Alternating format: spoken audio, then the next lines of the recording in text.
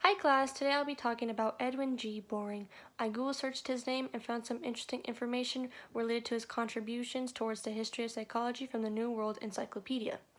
In 1919, G. Stanley Hall offered Boring the position of professor of experimental psychology at Clark University.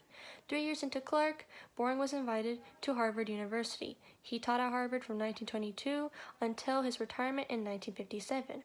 While he was director of the psychological laboratory at Harvard University, Boring's goal was to free psychology from its status as a subsection of the Department of Philosophy. He emphasized the use of experimental method to investigate psychological questions rather than the tools of philosophy. Boring was successful in establishing an independent department of psychology. In 1945, under Boring's direction, the division of experimental and physiological psychology were separated from those of social and clinical psychology. Of Boring's many students at Harvard, the most influential of all was S.S. Stevens. Together they promoted operationism and thereby changed the vocabulary of American psychology. Stevens and other students collaborated with Boring on studies of sensation and perception. In Boring's best-known series of experiments dealt with the moon illusion. Working with A.H. Holloway, Boring showed that this illusion depends on the position of the eyes in the skull.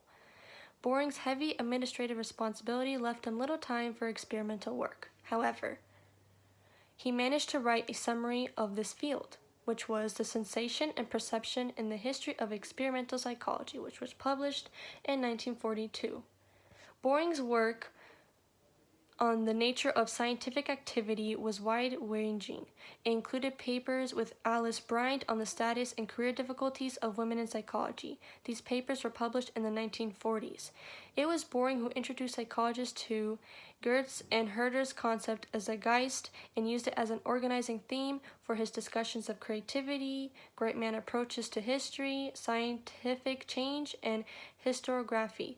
Boring is known as the foremost historian of psychology through his History of Experimental Psychology and its 1950 revision. Although heavily criticized for presenting Wilhelm Wundt through a Tachinarian lens, Boring's history was the classic in his field. Used by nearly all graduate students through the 1960s, it shaped the way in which psychologists viewed their emergence as a science and helped define the scope and goals of experimental psychology.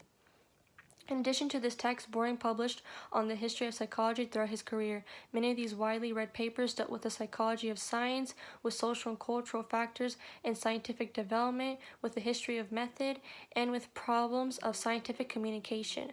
Overall, Boring changed the dynamics of psychology. Boring's contribution allowed psychology to prosper and become a serious subject. Boring became the blueprint for many individuals in modern society. Boring's achievements sparked change among the psychology field. Without his help, the achievements within psychology may have never occurred.